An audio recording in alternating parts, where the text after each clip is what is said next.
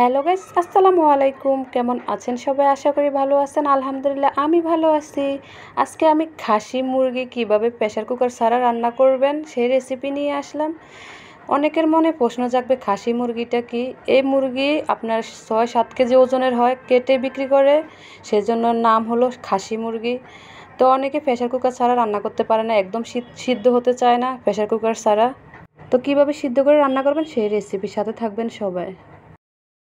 তো আমার এই জায়গায় ১ কেজির মতো মাংস আছে। এখানে ২টা রান আছে, একটা রান গোটা নিয়েছি আর একটা কেটে নিয়েছি। প্রায় ১ কেজির মতো মাংস হয়েছে ২টার মধ্যে। এখন রান্না করতে চলে যাব। কড়াইতে আমি পরিমাণ মতো সয়াবিন তেল দিয়ে দেব। কুসুম গরম হয়ে গেলে এখানে আমি তেজপাতা, দারচিনি, এলাচ দিয়ে দেব। কিছুক্ষণ নেড়ে চেড়ে পেঁয়াজ কুচি দিয়ে দেব। এখানে আমি পেঁয়াজ বাটাও দেব, সেজন্য অল্প পরিমাণে পেঁয়াজ কুচি নিয়েছি। এখন ভালো করে ভেজে নিতে হবে। সাথে আমি পরিমাণ মতো লবণ দিয়ে দিয়েছি, জানি তাড়াতাড়ি সিদ্ধ হয়ে যায়। এখন একটু লাল করে ভেজে নেব। এই যে লাল হয়ে আসলে আমি বাটা পেস্টটি দিয়ে দেব, দিয়ে কিছুক্ষণ নেড়ে ছেড়ে নেব। সাথে আমি এখানে আদা, জিরা, রসুন, দারচিনি, এলাচ বেটে নিয়েছি, সাথে দিয়ে দেব পরিমাণ মতো।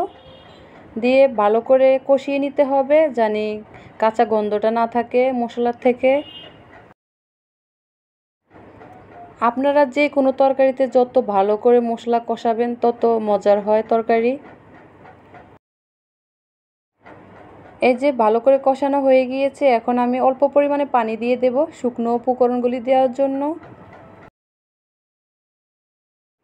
এখানে আমি পরিমাণ মতো হলুদের গুঁড়া, পরিমাণ মতো মরিচের গুঁড়া, পরিমাণ মতো ধনিয়ার গুঁড়া দিয়ে নেড়ে ছেড়ে কষিয়ে নেব।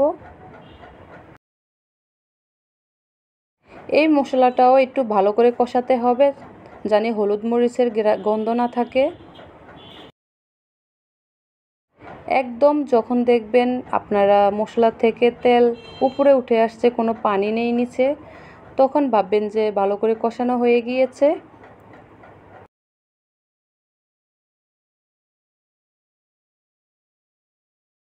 মশলাগুলি কষা হয়ে গিয়েছে, এখন মাংসগুলি দিয়ে দেব। নেড়ে চেড়ে মাংসগুলি মশলার সাথে মিশিয়ে নেব। আপনাদের কাছে একটি অনুরোধ, এই ভিডিওটি বেশি বেশি শেয়ার করে দেবেন। আর এই সহজ এবং মজার মজার রেসিপি পেতে হলে চ্যানেলটি সাবস্ক্রাইব করে পাশে থাকবেন। ফেসবুক পেজ থেকে দেখলে ফলো দিয়ে পাশে থাকবেন। লাইক, কমেন্ট, শেয়ার করবেন। তো ঢাকনা দিয়ে ঢেকে আমি ভালো করে কষিয়ে নেব। এই পর্যায়ে মাংসগুলি ভালো করে কষাতে হবে, একদম ভাজা ভাজা করে নিতে হবে, তাহলে তাড়াতাড়ি মাংস সিদ্ধ হয়ে যাবে। আর খেতেও অনেক মজার হয় যদি বেশি করে কষান আপনারা একটু সময় নিয়ে। আমার আগের ভিডিওতে যারা যারা লাইক, কমেন্ট, শেয়ার করেছেন তাদেরকে অসংখ্য অসংখ্য ধন্যবাদ। এভাবেই পাশে থাকবেন সব সময়। এই যে আমার মাংস ভালো করে কষানো হয়ে গিয়েছিল, এখন অল্প পরিমাণে পানি দিয়ে ঢাকনা দিয়ে ঢেকে আমি আবারও এই পানিগুলি শুকিয়ে নেব। যেহেতু এই মাংসগুলি অনেক শক্ত হয়, সেজন্য একটু ভালো করে কষিয়ে ২-৩ বার পানি দিয়ে ভালো করে কষাতে হবে। মূলত এই মাংসগুলি প্রেসার কুকারে রান্না করা হয়, আজকে আমি কড়াইতে রান্না করছি। সাথে আমি ২টি আলু দিয়ে দেব। আলু দিয়ে ঢাকনা ঢেকে আবারও কষিয়ে নেব। আর এখন পরিমাণ মতো পানি দিয়ে দেব, দিয়ে রান্না করে নেব। রান্না হয়ে গেলে ফিরে আসছি আপনাদের কাছে। এই যে আমি মাখা মাখা একটু ঝোল রেখেছি, কেমন হয়েছে অবশ্যই জানাবেন।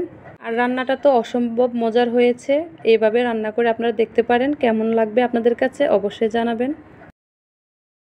তো আপনাদের কাছে একটি অনুরোধ রইল, লাইক দিয়ে পুরো ভিডিওটি দেখে নেবেন, কেমন হয়েছে অবশ্যই কমেন্টসে জানাবেন।